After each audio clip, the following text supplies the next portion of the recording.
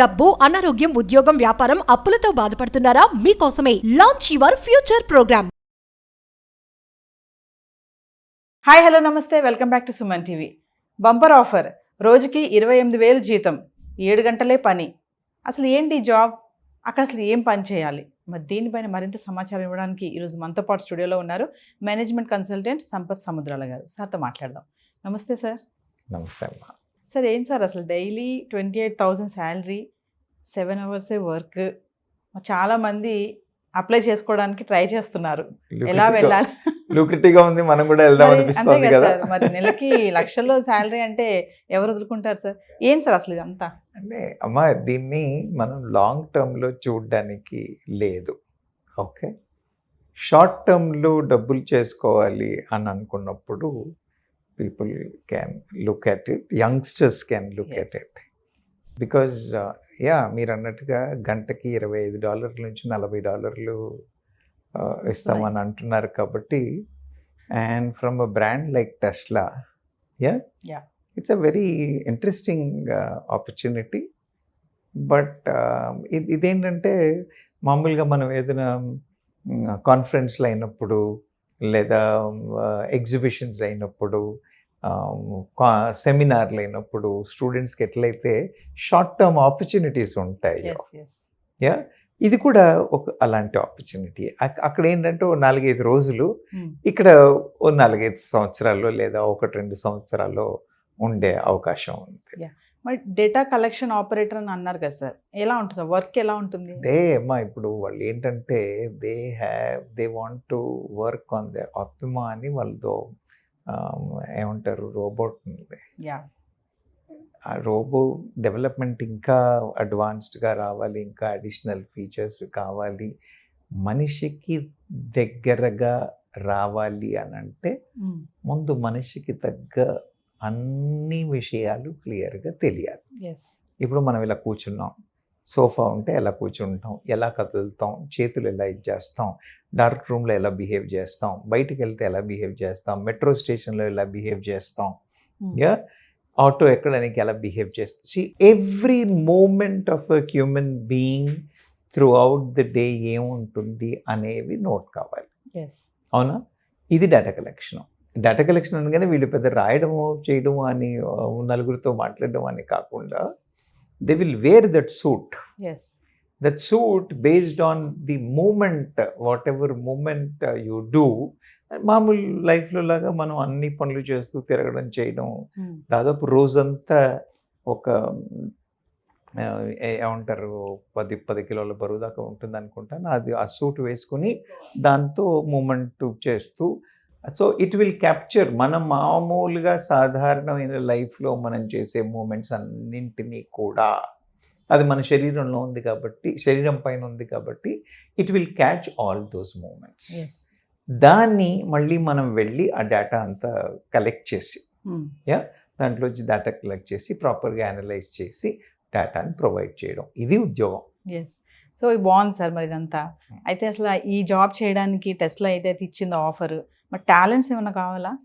Talents అని అంటే ముఖ్యంగా ఫిజికల్ స్ట్రెంగ్త్ ఉండాలమ్మా, అవునా కాదా? ఒకటి, మీరు బరువు వేసుకుంటారు. ఈ మధ్యలో మనం అడ్వర్టైజింగ్ ఇండస్ట్రీలో, బ్రాండ్ ఇండస్ట్రీలో చూసామా, they carry a banner and they move around, అవునా కదా? వాళ్ళకి ఏం పెద్ద స్కిల్స్ ఏం అక్కర్లా, they just carry it and move around. కానీ అది అక్కడేమో only to that promotional extent.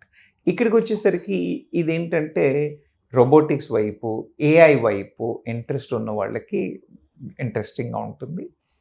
దీంట్లో టెక్నికల్ నాలెడ్జ్ ఏం అక్కర్లేదు. Non technical guys can apply. Technical knowledge ఏం అక్కర్లేదు. శరీర దారుఢ్యం ఉండాలి. ఎందుకనంటే ఆ బరువు వేసుకుని మనం 7 గంటలు బయట తిరిగి ఈ మూమెంట్స్ అన్నీ చేసి, ఇవన్నీ చేసే ఓపిక, ఇంట్రెస్ట్ అన్నా కదా. శరీర ధైర్యం ఉన్నప్పటికీ కూడా ఇవన్నీ చేయాలనే ఇంట్రెస్ట్, సహనం అనేది కూడా ఉండాలి. అవి ఉన్నట్టయితే ఖచ్చితంగా దీంట్లో సక్సెస్ అవ్వడానికి అవకాశాలు ఉంటాయి. డైలీ 28,000 శాలరీ అంటున్నారు కదా సార్, ఇది ఎంతవరకు నిజమంటారు? డైలీ 28,000 అని కాదమ్మా, ఇదేంటంటే నేను చెప్తున్నాను కదా, ఇవి టెంపరీ జాబ్లు. ఇవి ఎందుకంటే టెంపరీ జాబ్లు, ఆ ప్రాజెక్ట్ సక్సెస్ఫుల్ కావాలి అని అంటే దానికి తగ్గ డేటా అంతా వీలైనంత త్వరగా కావాలి. వీలైనంత త్వరగా డేటా కావాలి, వీలైనంత యాక్యురేట్గా కావాలి, వీలైనన్ని డిఫరెంట్ డైమెన్షన్స్లో కావాలి. అవునా? మరి కావాలి. మామూలుగా ఇప్పుడు మనము కొంత బరువు ఉన్న బ్లేజర్ వేసుకోమంటే నేను కొంచెం హెజిటేట్ చేస్తూ ఉంటాను. అవునా కాదు?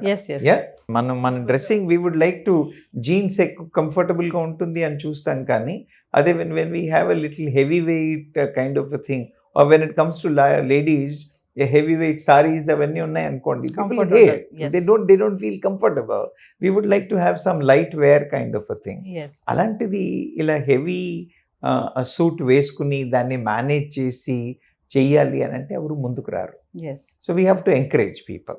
ఆ తర్వాత వాళ్ళు డేటా కలెక్ట్ చేసి దాన్ని మళ్ళీ అప్లోడ్ చేసేంత మినిమం కేపబిలిటీస్ అయితే ఉన్న వాళ్ళు ఉండాలి. కొంత మినిమం ఎడ్యుకేషన్ ఉండి దాని వైపున అవగాహన ఉండి ఉన్న వాళ్ళు కావాలి. కాబట్టి it's as an encouragement they are paying.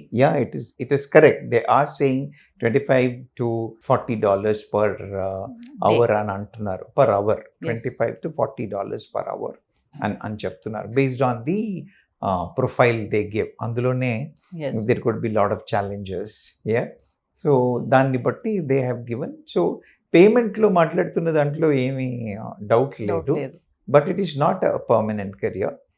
It is not for people who have high hopes on career. Software development lo povali, నేను హయ్యర్ కెరియర్కి వెళ్ళాలి అన్న అంబిషన్స్ ఉన్న వాళ్ళకి ఇది పనికిరాదమ్మా. ఓకే, అంటే ఫ్యూచర్లో ఇలాంటి జాబ్స్ వల్ల ఏం ఉపయోగం లేదంటారు? ఇది కంటిన్యూస్గా ఉంటుంది అన్న నమ్మకం అయితే లేదమ్మా. టెంపరీ. ఈ ప్రాజెక్ట్కి ఇది ఇచ్చారు, మళ్ళీ ఇంకో ప్రాజెక్ట్ ఇంకో కైండ్ ఆఫ్ డేటా కలెక్షన్ ఉంటే ఉండొచ్చు. అర్థమైందా?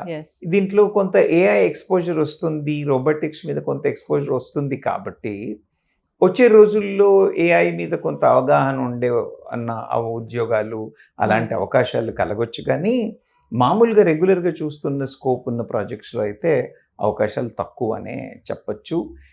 లైఫ్లో అంబిషన్ ఉండి నేను ఇంకా ఎదగాలి, ఏదో గొప్పగా చేసుకోవాలి, నా కెరియర్ మీద దృష్టి ఉంది అన్న పిల్లలకైతే ఇది పనికిరాదు. Okay, it's fast buck. ఏముంది, 2 ఏళ్ళు పని చేస్తాను, I will make some big money. Let me make this money. పోనీ నేను ఈ డబ్బులు సంపాదించుకున్న తర్వాత నేను పీజీకి వెళ్తాను, ఈ డబ్బులు సంపాదించుకొని నేను ఏదో కంటిన్యూస్ ఎడ్యుకేషన్ చేసుకుంటాను, ఈ 2 ఏళ్ళు I'm young, I can take this risk, come on let me do it అని అనుకునే వాళ్ళకి ఖచ్చితంగా పనిచేస్తుంది. పార్ట్ టైం లాగా చేసుకోవచ్చు. పార్ట్ టైం లాగా అని అనలేము, ఎందుకంటే ఇంత టైం పెట్టాలి కదా. ఆ తర్వాత ఇంత ఫిజికల్ స్ట్రెయిన్ అయిన తర్వాత మళ్ళీ చేయలేరు. పార్ట్ టైం అని అనట్లేదు. నేనేమంటున్నానంటే ఇప్పుడు ఎవరో పిల్ల నేను బయట వెళ్ళి చదువుకోవాలి, లేదా ఓ ప్రీమియం ఇన్స్టిట్యూట్లో చదువుకోవాలి, నాకు 20 లక్షలు 30 లక్షలు ఖర్చు అవుతుంది, ఈ డబ్బులు నేను లోన్ తీసుకోవడం ఎందుకు, I will differ my education by 2 years. I will get employed, make this money, go and get educated అనే వాళ్ళకి చాలా చక్కగా పనిచేస్తుంది. అంటే దీనివల్ల ఏమన్నా నష్టాలు ఉంటాయంటారా సార్? నష్టాలు అని అనడానికి లేదు, కానీ నేనేమన్నానంటే కెరీర్ ఓరియంట్ ఉన్న వాళ్ళకి ఇదేమీ హెల్ప్ఫుల్గా ఉండకపోవచ్చు, పెద్ద హెల్ప్ఫుల్గా ఉండకపోవచ్చు.